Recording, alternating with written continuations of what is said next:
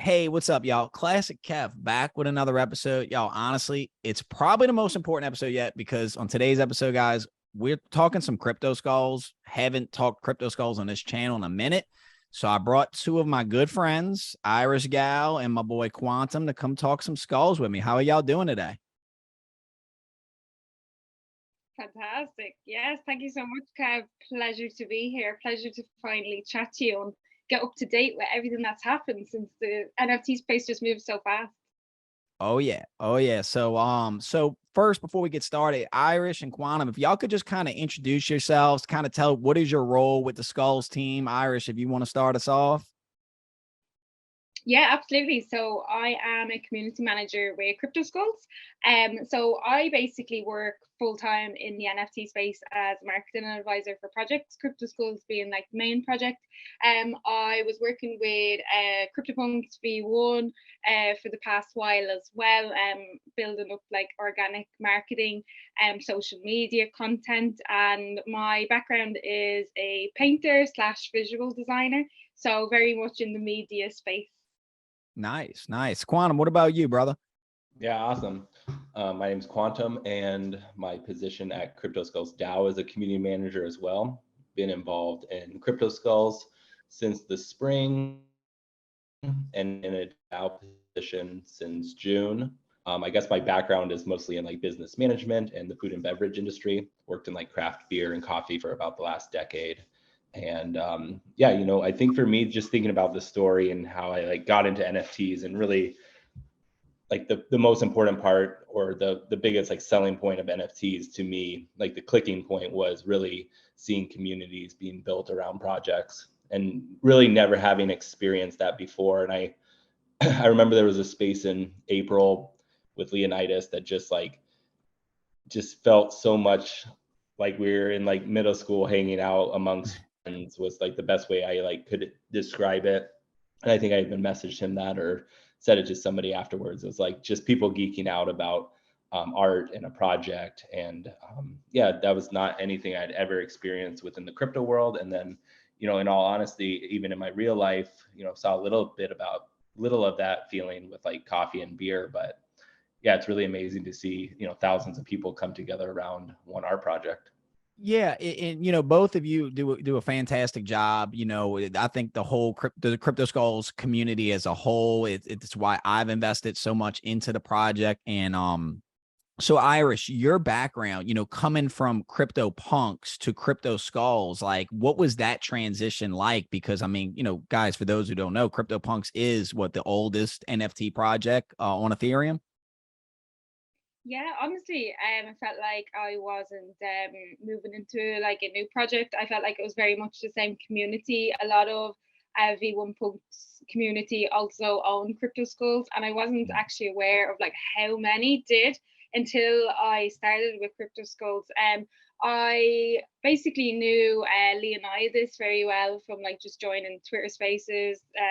He invited me to a couple like historical NFT spaces, and I just kind of got addicted and heard about Cryptoskulls from there on. Valdi was very much active in like all the Discord servers that I was in. I think I was in NFT Relics was like one of the first ones that I joined. And yeah, Valdi was just always in like all of them. So he obviously introduced Cryptoskulls that way as well, and he's such a supportive member of like different projects, like all historical based, but very much open to like not just one project. And I really like that as well because you're learning information about other projects. And I find that way with anyone that's involved in whether it be Cryptoskulls community, I feel like it's not just their only like bag as such. They are Mm. very much open-minded to learning about like any other NFT projects like around that era, or especially like just even before 2021, and trying to like discover old NFT projects that necessarily might not have the marketing. So it's very difficult to find it unless you find it through the blockchain. So yeah, like learned a lot through Leonidas, learned a lot through As a McBride, just listening to them on Twitter Spaces, and just kind of wanted to like speak my own mind as well, and kind of like get like outside perspectives as well. because yeah, where there's like social media, you're gonna get like hate no matter like what project that you're in. So it's just like being able to like bring all the different feedbacks together and like actually be open-minded, like be completely transparent about it. Like if there's someone that has like any hesitations, you know, let's say because of the market situation, like bring them to light and like answer the questions and stuff. So I love joining, being, yeah, even if it's like AMAs, and just to kind of bring the feedback up front to the entire community. I think that's really important to show that you're there like for you're not a project, you know, you're a brand, you're basically, you know, it's a company, and it's something that you need to think about it for in the next like 10, 20, 50, 100 years, that's gonna like outlive all of us, and think like who, like how to like best grow the project in terms of like who will be after you, and then like how they can do it. So it's just like the long term scope, trying to think of it that way. But yeah, like Jesus, everyone, the Cryptoskulls team is massive, and everyone is really playing their part, and I was very impressed as to how the team like worked together. But yeah, it was really, I felt like the same, it definitely felt like the same family. And we always see more and more like V1 Punks holders that are interested and want to join the Cryptoskulls fam. That's interesting you mentioned that, because I think that's what, you know, me as an investor, what I look at, you know, the historical NFT space as a whole. And what we're seeing is, you know, not just, you know, Cryptoskulls being a part of that, that this is a collection of projects that all have historical significance. But Quantumb, what do you think of this? I don't think that you can tell the story of historical NFTs without talking about the Cryptoskulls. And I'm not just saying that because I'm a holder, obviously, you know, CryptoPunks and a lot of other blue chip projects. But what do you think about that? Like when we were like 10 years, 20 years from now, we won't be able to talk about the historical NFTs without talking about the skulls. What do you think of that? Yeah, I think that's going to be very true. And at least that's, you know, the work we're putting in right now in 2022 and going into next year as well. I do want to just quickly clarify. So yeah, CryptoPunks, especially V1 and V2, weren't necessarily the first, you know, NFT on Ethereum. They were maybe the first, and I think they are considered the first 10K PFP project. But you know, there are 2 years of other contracts on Ethereum dating back to 2015. So important note to make there. You know, there's a lot of other projects out there that came before CryptoPunks, of course. CryptoPunks is iconic, and we all have our like love and I don't know, like a, you can't tell the story of NFTs without CryptoPunks. But like it's a crush or something on CryptoPunks, like especially if you're in the historical NFT world. But yeah, I think, you know, looking at the timeline, I know we're going to talk a little bit more about the museum here, so I don't want to dive too deep early on about that. But, you know, I think touching on what Irish also mentioned is, you know, hopefully we look back in 5 years or 10 years or even in 1 year and are like, wow, like the people that were passionate about Cryptoskulls, involved in Cryptoskulls, both the DAO and the main team, you know, the community as a whole. Yeah, I really hope we can look back and be like, historical NFTs as a larger ecosystem from 2011 through 2019, like the awareness about historical NFTs, the passion, like I hope Cryptoskulls as a community can be a driver in that. And I think Irish already touched on it, like it has been, you know, I think a lot of us found our way into this through Leonidas or Adam, you know, and other people that are all rocking skulls or, you know, at least holding skulls like Matt Medved, so many others. And Gary I think V. Sure, yeah, Gary V. The list is pretty long, at least like on celebrity holders. And then if we look at not necessarily celebrity holders, but in kind of my opinion, like even more important would be the OGs in the space. And it's like, what are OGs collecting? You know, and a lot of the discussions we've had with, you know, OG artists and people that have been in the crypto space for, you know, 5 years or more. You know, a lot of those people were collecting Cryptoskulls back even in 2019 and 2020. And, you know, I think that's just a really interesting thing to note. Like the culture was different back then. There was less speculation and it was less about pump and dumps. It was really about art. And I think, you know, realizing that and realizing Alex's attention to create Cryptoskulls in 2019, like really grounds us in the historical space and narrative where it really was about art and technology. You know, of course, he was inspired by CryptoPunks, but yeah, like what is our role, and you know, what our work today and tomorrow and next week will really shape the upcoming years. And yeah, those connections amongst projects, I think, you know, Voldy does an awesome job, and Irish, and you know, a lot of us, myself included, were like really deeply connected and, you know, investing in, participating in a lot of other historical projects. And I think that's going to make the difference of seeing this really like tightly knit, you know, very broad like net almost. And like we are really stronger together as, you know, a community of, you know, 25 historical projects or, you know, 200 historical projects. You know, hard to say necessarily like how large that net will grow, but you know, I think Cryptoskulls plays an important part, and with us being in this kind of position of being kind of at the end cap of historicals in 2019, and of course like the Black Swan event that happened in January, and just our you know, the passion of the community, and like we are one of the more, you know, compared to some communities, historical communities like that are very inactive, which is awesome and fine, and that's what it is. But you know, for a historical community, I would say like from my own personal judgment, like we are very active and pushing, very active. I agree. You know, pushing not only our passion, but inviting people in and, you know, making relationships with other people. Yeah, and that's, you know, again, I see that how active y'all are in Twitter Spaces, on Discord, you know, doing videos like this. But Irish, so you actually have a very interesting perspective, you know, spending time with the CryptoPunks, coming to the Cryptoskulls. What are your kind of thoughts when you see these big names, not just celebrities, but big NFT investors? I mean, guys, we can go on OpenSea. We can see what like only like 3 or 4% of the collection is listed. You know, we're not too worried about the floor price because this is a historical collection. What are kind of your thoughts on seeing these big names organically come into Cryptoskulls? Are you feeling a similar feeling amongst the community as you did with the CryptoPunks? Is it similar kind of feeling? It is and it isn't.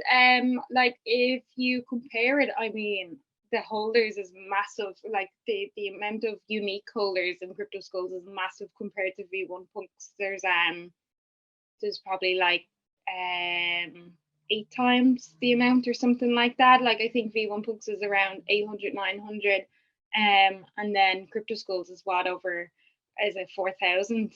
So yeah, it's definitely different in that way. I think the more unique holders that you have, obviously then there'd be an increase in the amount of like, yeah, celebrities that way, like organically, and there might be a lot that we don't even know about as well, and I think that's really special, and I think that's something that you might find out in years to come. Like we used to look at, like, I have you know, notifications on my phone for certain people that I want to see if they make changes to, if they sell or if they buy, and I'm sure we all do.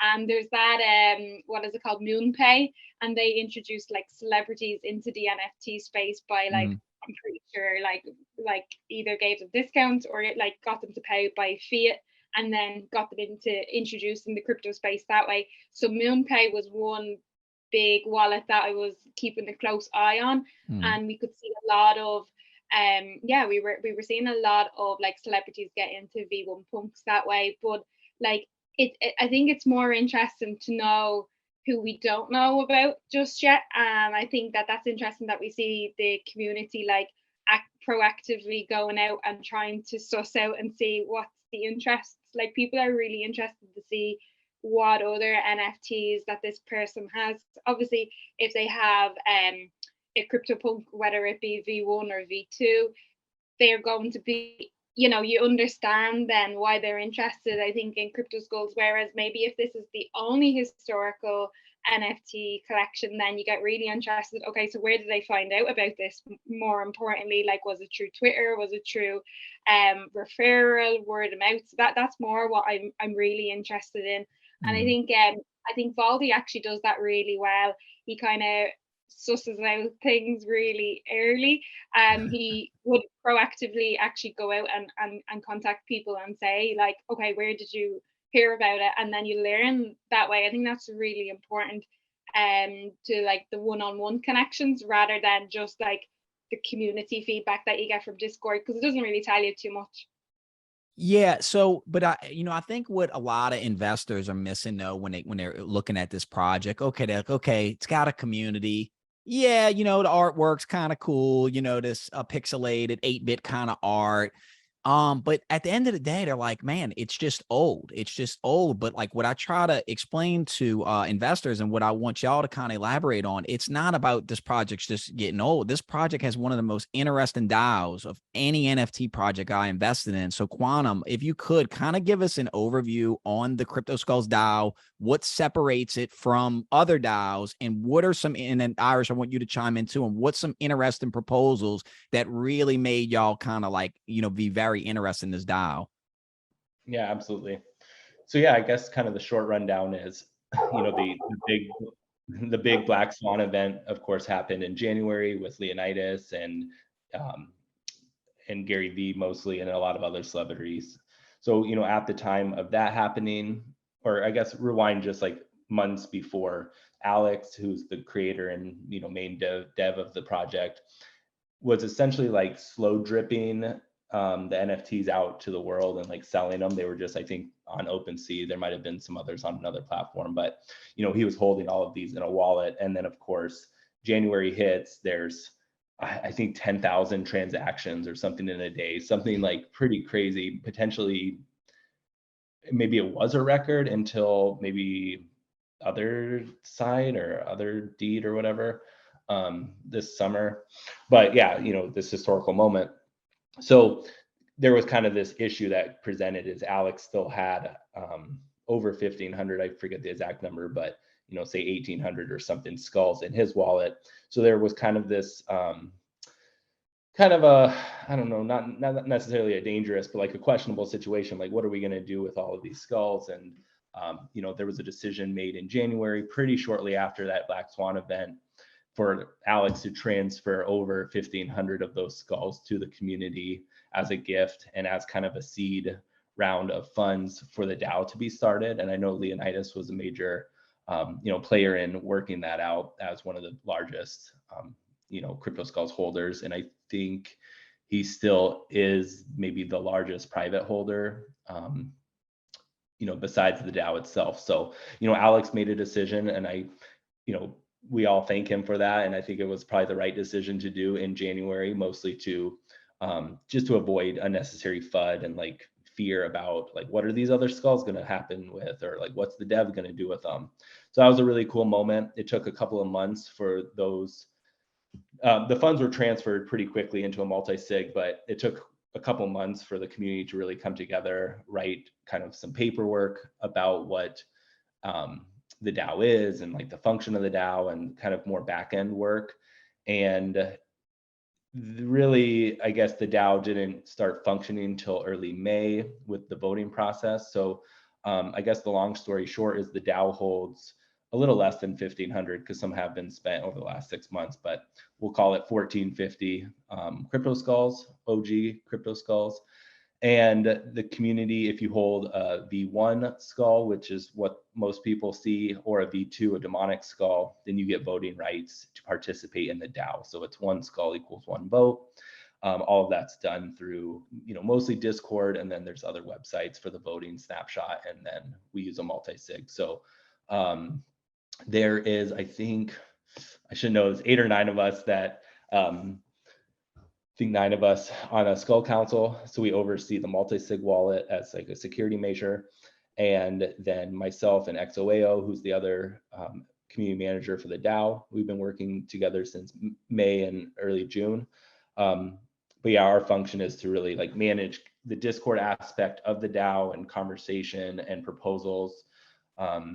So yeah, I hope that's clear enough. But yeah, the DAO is a community fund essentially. And I think where it does tie into floor price, and really the only thing, like I don't really care much about floor price, and it fluctuates. And in general, this last summer has been very stable. But I think related to the DAO, the floor price is an important part of the conversation because we fund the community DAO and the proposals and initiatives and events and whatever the community wants to do through the sale of Cryptoskulls.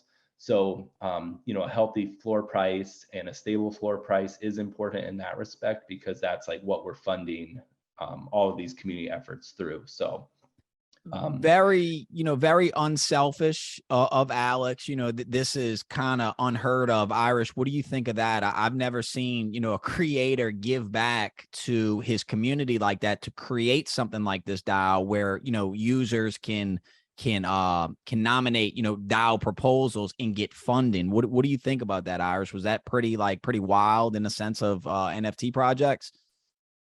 Yeah, like royalties itself is like the hot topic of I think the month, or will be the hot topic of the year, really.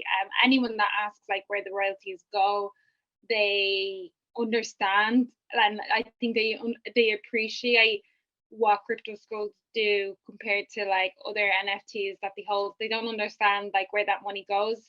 Like it usually will just go straight to like the founding team, or the founder itself. So yeah, the royalties itself is something that will always be like, if you've heard on the, like, literally everyone is talking about royalties at the moment because of marketplaces want to give like zero royalties to artists. And I know that's a little bit separate, but it's something that's important, because I think royalties is something that the NFT space is all about. And the fact that Alex Slayer, who's the founder of Cryptoskulls, the fact that he wants to give back to the community and he is supporting artists. So in my opinion, like, he's already doing more than what marketplaces would do, because marketplaces are trying to go to zero, like, for the royalties, whereas literally, as Quantumb says, there's still over 1,000 Cryptoskulls there, and anytime like it's certain like DAO skulls that are bought, then that can be used then towards community funding. So one of the most for me, what was the most impressive funding of that from the DAO's perspective, I think, was that AR mural. I think that was absolutely like, that kind of blew my mind, that they were supporting like a traditional artist that's not so necessarily like popular in NFTs, but popular in terms of like her talent. So I thought that was really cool of the community, that they were all on board to support artists. They were on board to support like its advertising as well. That massive wall with Cryptoskulls on it. People, anytime like people would go by that street, it's definitely like you want to take a photograph of it. Like it's definitely marketing for like the long term, and it's not just like a once-off event, or it's not just like a once-off decision. I think everything is really taught and considered by the community, the way that there's different sections. It's not just if you vote then it goes straight in. There's like literally like a community chat before it's even into proposal, and then when it's in proposal, there's so many different stages, and I didn't even see that before in DAOs. Like literally communities that are only DAOs, I haven't seen it that well prepared and that well structured.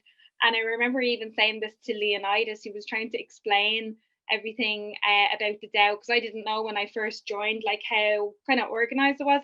And when he explained it to me, at first I says like at first I nearly thought that Cryptoskulls was like a DAO and not a project, because it was that much enforced, I think, into the DAO, which is such a positive thing, because it's all about the community then. It's not just like this PFP. And I hate the word, I hate profiles. Like I hate that so much, because there's so much more to it than that. If you can have a community that's also a DAO, you're doing more things than, I say, what, like 80% of projects, like straight away off the bat.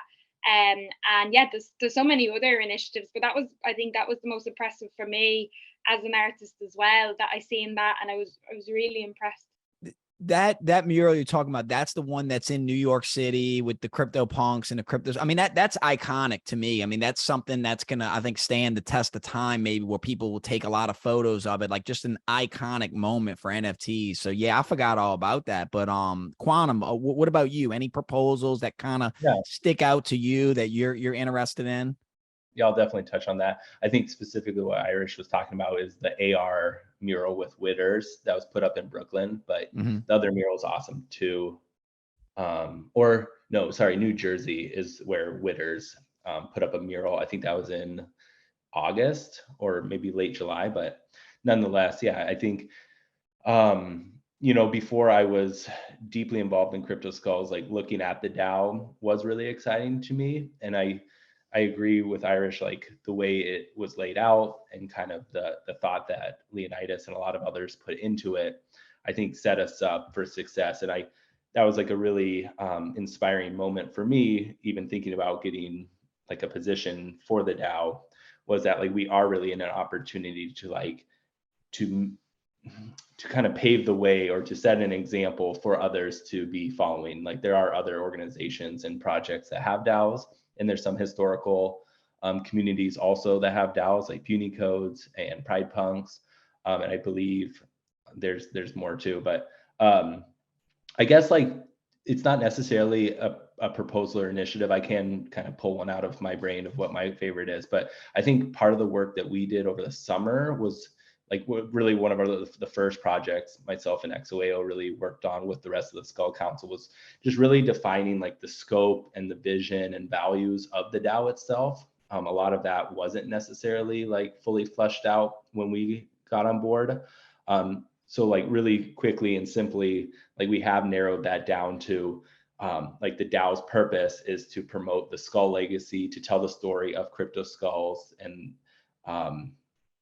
you know, the story of Alex, the story of collectors over the last 3 years, of course, the Black Swan event, and then, you know, going into the future, like we're living in this history right now. But yeah, continue to promote the Skull legacy, and tied to that also our position within NFT history and ties to all of the networking and relationship building that we're building with other projects. The second like main kind of umbrella focus would be networking, both Web3 and then IRL opportunities. I think we'll touch on some events here in this call later, but you know that is a big part of NFT communities are those relationships. So like, how can we as a DAO create opportunities for those? And then the last major focus area would be supporting the community to pursue like innovation. And you know, this is probably the least focused on area right now, but in the future it will be even more of a focus of just, yeah, what does the community want to do? What you know, tech solutions, what projects or innovations, or you know, I can't really, it's hard to even know what it will look like. But you know, we have a lot of talented almost 4,000 you know, individual holders, and like there's a lot of smart people with a lot of great ideas. So the DAO is here to help them you know, help those ideas come to fruition. And, you know, as long as it fits within the DAO scope and somehow, you know, benefits the community, then, you know, most likely those projects can be pushed through and, you know, supported by the community. I guess, yeah. Oh, do you have any follow-up questions there, Kev? No, yeah, I guess what you're saying is as the project grows, as more influential people join the community, more proposals get made, and just it's just going to keep kind of snowballing, and some of these proposals is going to get bigger and bigger in scale. But specifically, what I wanted to ask you about was, is there some type of metaverse historical museum you were talking about?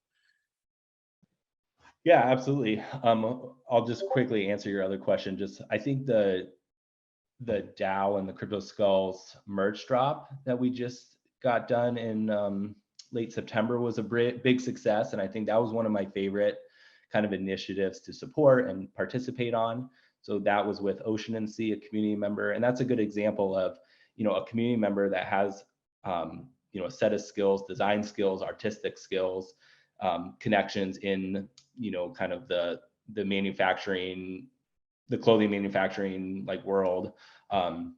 You know, so that was a relationship between the community and the DAO and Ocean and Sea. And, you know, that was a really cool process to see him create art based on DAO held Cryptoskulls. So the art itself is owned by the community in that respect. Like it's a representation of all 4,000 people or 10,000 skulls. And, you know, again, that was really cool to me because it wasn't necessarily like just about him or just about like one person's IP rights or anything, but you know, we're creating a kind of a system where we're selling merchandise through the community, and part of those proceeds are coming back to the DAO for future initiatives. So, you know, it would have been really easy, or you know, one option, one path could have been just to like liquidate a bunch of skulls, buy merchandise, give it away.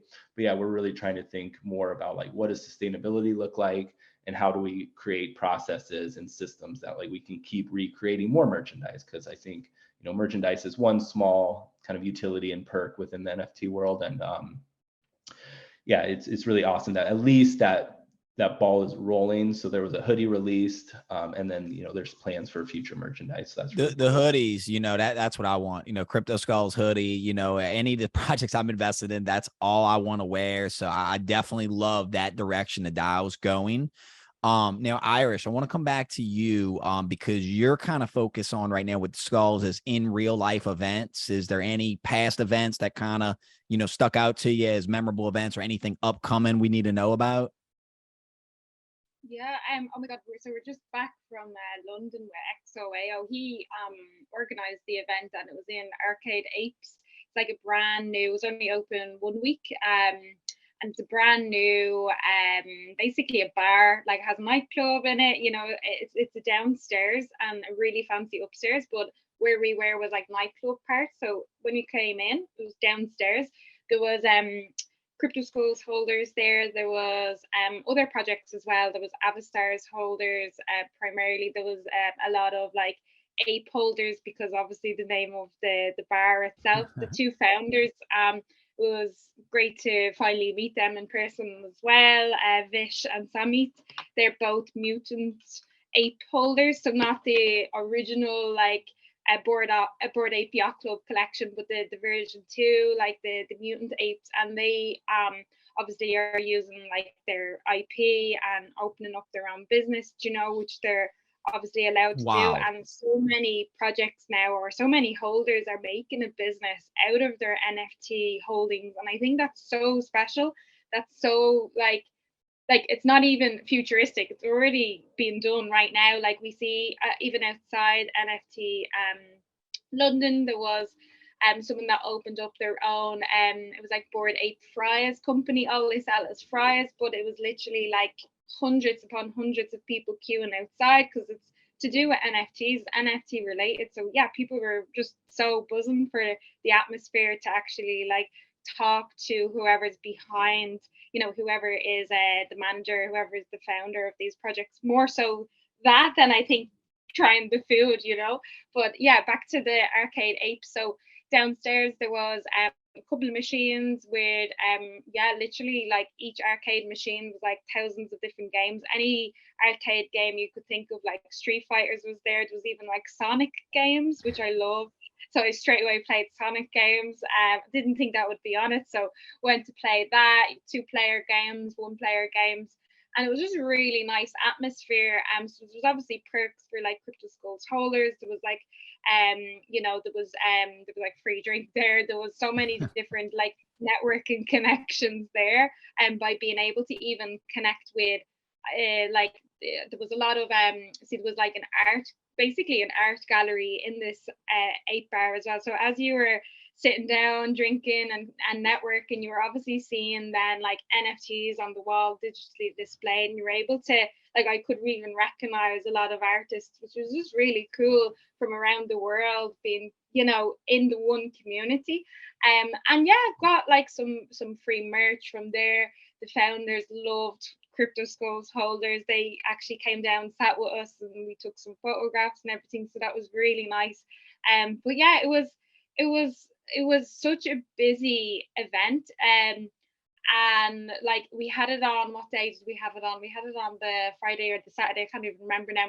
And it was the closing party for NFT London. So it was perfect, because as soon as that finished, then we had the Cryptoskulls holders going straight to this event. So it worked out really good.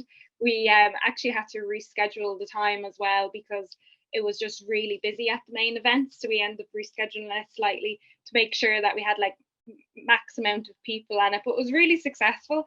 I know Art or in Miami, Art Basel is coming up. I would love to go to that. We'll see. But the next NFT NYC event is on in April. I think it's April the 11th to the 12th. I'll definitely be going to that. Definitely like Nice. represent schools at that, because it's massive opportunities. 2,500 attendees, and we were giving out stickers at the event. We were giving out like actually about the historical museum at the event. The people were really interested. It was like a conversation starter then, and then said, oh, what's this museum? Like everyone was really interested in it. So it was a great idea. I did that the first day of the event. It was like VIP speaker dinner, and I started giving out like stickers that I had actually from it was a community member that had sent them to me. Alaska, what's his name? Alaska. I think Alaska something, but yeah, he sent me a couple of I think it was from his own Skulls collection, and he created so many, like thousands of stickers, and he had loads of them spare. Sent that out, so I was giving them ones out as well, and people were putting them, like it was actually really good marketing. A lot of people were putting their business cards in the lift of the main event, and obviously everyone has to use the lift, so I started doing the same thing, and every time I went back to the lift, like everything was gone, so people were taking them, and it was great networking. Guys, this is incredible to me what Irish just said. So essentially, Bored Ape, Mutant Ape holders using their intellectual property to open a bar off of that, then having collaborative events with, you know, the Cryptoskulls, you know, and then also Irish, thank you again for, you know, having such a presence at these events and getting the word out about the Cryptoskulls. Now, Quantumb, what do you think of this? I mean, is this like, are we going to see a Cryptoskulls bar or restaurant in the future? Like, is this something that could happen with the intellectual property? Yeah, that'd be really cool. And we are seeing some intellectual property usage for Cryptoskulls. But yeah, I think the opportunities are endless. Of course, you know, by owning OG Cryptoskull, you own the IP rights and commercial rights to those. So yeah, opportunities are endless. You know, there's minor details, like you can't actually use like Cryptoskulls, you know, as a brand identity, but you know, You there's can other use your work. individual skull, is what you're saying, not the. Yeah. You like the actual text of Cryptoskulls is still protected and owned by Alex, but you know, that's just like a minor detail to get worked out. But yeah, I think there's tons of opportunity in that. You know, and yeah, I think touching on like the DAO hoodies are an example of just like you can turn a skull into merchandise really easily. And there's been other individuals that have made t-shirts and whatnot. But yeah, it's really you know, the opportunities are endless for sure for IP usage, and we're just scratching the surface at this point. I did want to touch real quick about IRL events and kind of my focus and scope. You know, the DAO itself will be, and myself, I'll be representing the DAO in Miami in about 3 weeks at NFT or Art Basel. Yep, Art Basel. But yeah, maybe 2 steps back, is you did mention the Cryptoskulls DAO and the historical NFT museum that we've been working on, you know, and that was really part of the focus. And through all of this work and kind of those focus areas that I touched on earlier, like we did a lot of surveys and we've talked to, you know, dozens of holders, and kind of the realization, and also our own like personal participation and just watching what people are doing is, you know, Cryptoskulls are very involved. We've already touched on that. Like they are very involved in other communities, and you know, we are in a position with as many community managers as we have, and kind of the resources available to be working on some larger innovative opportunities. And one of those is the historical NFT museum that we're building out. So the DAO itself has partnered with an organization called REM5 in Minneapolis, and they're a VR company, and then they also are building out metaverses. It's called Simulacra, and there will be more information on that coming soon. But people can definitely check out HNFT Museum. So that's historical NFT museum.com, and there's teasers and whatnot about that. But I think that's going to be, so what kind of our realization was like, wow, like there needs to be a lot more education about historical NFTs. I think that's kind of been the dialogue of the year. It's like, wow, and if historical NFTs are often overshadowed by like what's hot today, and you know, a lot of the projects that launch, you know, today, and you know, a lot that have launched throughout 2022, you know, essentially go to zero, and you know, the art might be cool, and you know, hopefully you've bought it because it looks cool and you're happy with it, but you know, there's been a lot of scams and a lot of pump and dump situation. So that's not super great. And, you know, a lot of times people's attention and just interest like lives off of those, right? It's hype and it's on Twitter. And I think what's grounding for historical communities is, you know, Cryptoskulls and all the others. It's like, wow, we've already been around 3 years, or, you know, some of these groups have been around for 12 years. And it's really, there's nothing necessarily to like pump or dump. It's like, we're here, the art exists. There's a legacy behind that. So the museum itself, you know, the purpose of that is twofold. One, to educate people about historical NFTs. And, you know, more important than almost anything else is really the discussion about blockchain ownership and digital ownership. And, you know, that did not exist at all. And like the pioneers of like creating these proof of concepts of what digital ownership looks like only began in 2012. So, or sorry, 2011.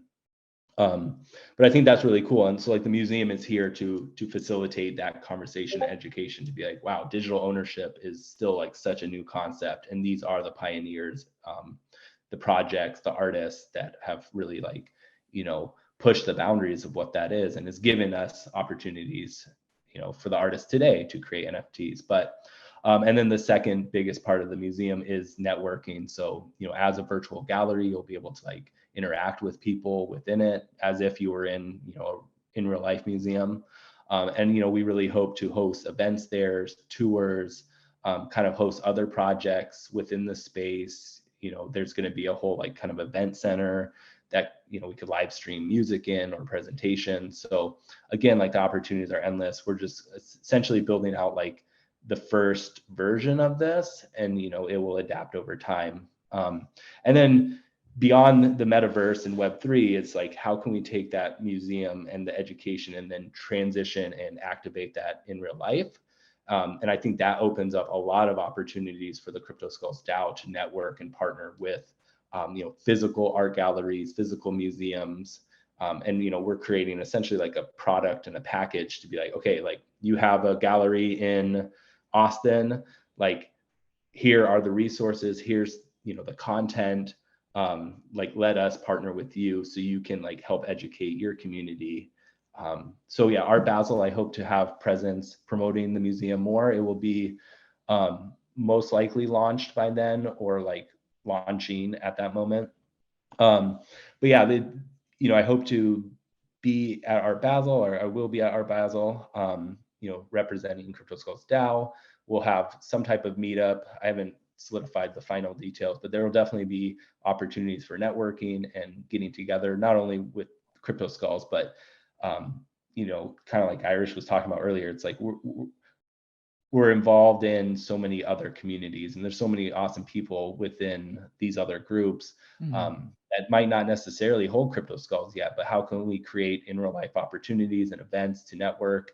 And really, there's an open invitation to everyone, you know, as long as there's skulls available, then there's opportunities to like, you know, join us, and, you know, kind of move forward with what we're doing. So yeah, NFT NYC is on the horizon. It's kind of got, I was like, oh my gosh, it's in April. Like I thought we had till June, but that's on the horizon. There was a big historical NFT fest about a week ago in Barcelona that I know Adam McBride and White Rabbit and other people were at, and Cryptoskulls, you know, were included in that. And there was a really cool treasure hunt. And I know there's a lot of passion and interest to do another historical NFT festival, and that was mostly organized through Data, Power Data, which is a group, historical NFT organization. But yeah, like how can we work with more people? How can we work with the Rare Pepes community? How can we, there will be a collaboration with Puny Codes DAO coming up soon. And Puny Codes is considered like one of the oldest NFTs on, you know, Namecoin blockchain. So yeah, I think just thinking about like IRL opportunities, I think Irish and I are in agreement completely. It's like, it's really important for Cryptoskulls to be at these events for holders, you know, not only for like representatives, but like other holders to come, and like, how can we really strengthen the bonds in real life? Yeah, and guys, it's pretty incredible to me. I mean, a metaverse museum, the fact that, NFT archaeologist is like a job, like it's happening so fast. I will be at Art Basel. I will definitely hit y'all up now. Irish, I want to go to both of y'all. Irish, do you have any closing thoughts, and where can people find you? What's your socials? Kind of let the world know where they can look up and find more about Irish. Yeah, IrishnftGal is like all of my handles. I'm even on TikTok. Cryptoskulls has a TikTok now as well. Please follow it. We are on Instagram as well. Obviously, it's not like the main form of communication. Twitter, Discord are the main.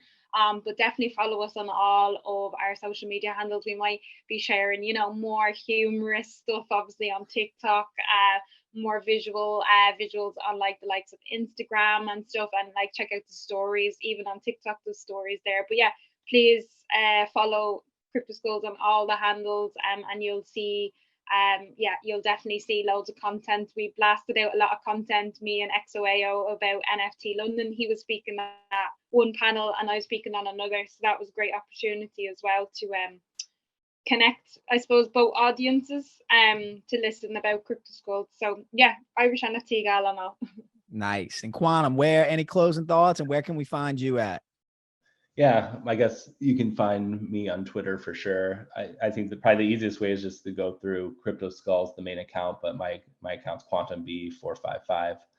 And then we also have a new Twitter page for the historical NFT museum, so that's worth checking out, and dropping a follow, and likewise checking out the website. And I think we're going to be in the next couple of weeks doing a lot of promotion about the museum, and yeah, just stay tuned for that. That's going to be really exciting to get people into that virtual space and kind of interact with each other in kind of a new environment, and see the art that we have up. So yeah, I think the closing thoughts is like I'm just really bullish and excited. Like the general market, especially after yesterday and the FTX news and stuff. Like, I think in the crypto world, and I'm sure you deal with this all the time, Kev, it's like there's a lot of like bummer news, and there's a lot of like ways to get down about, especially when you're only in the cryptocurrency trading world. Like it can be very isolating. It can be kind of a bummer when you're not making money, or seeing green all over the screen. And I think that's, what did I see? I was talking to somebody the other day at one of the trading platforms, and it's something like only 20% of the participants on whatever this, and you all would recognize, I'm blanking on what it is right now, but it's a DeFi trading platform. They were saying 20% of the participants on the trading platform are trading or in NFTs at this point. So I think that highlights, like, there's a lot of people out there that probably feel like very alone and very disconnected from the world. Maybe hopefully they're doing all right, but I think NFTs can provide like a safe space. Even if we're all getting wrecked, like it's still a safe it's still a safe place to be like, okay, like we're in this together. Like there is going to be blue skies at someday, hopefully soon, but might be longer. And like, what can we do in the meantime, and how can we like be building during this bear market, and not just disconnecting or leaving the space. So just like those early pioneers back in 2011, and even before that, believing in blockchain technology, like I think the conviction of today will like pave the way for what it looks like in 5 years. And yeah, Cryptoskulls will be around, and we'll be here. The art exists. And yeah, I think the most exciting thing to me is just going to be meeting people, like is being on the streets and meeting people, and being able to cheers and share a drink with folks in Miami coming up. Because yeah, it's awesome to do calls and spaces and talk with people on Discord, but nothing beats like sharing a meal or sharing a drink while you're geeking out about art and NFTs. Yeah, in real life events are critical. And look, guys, make sure you give Irish and Quantumb a follow. I don't know about y'all, but I'm feeling super skullish. Well, I'm Classic Kev. This is IrishnftGal and Quantumb. Thank you so much for watching, guys. We're out. Peace. Thank you.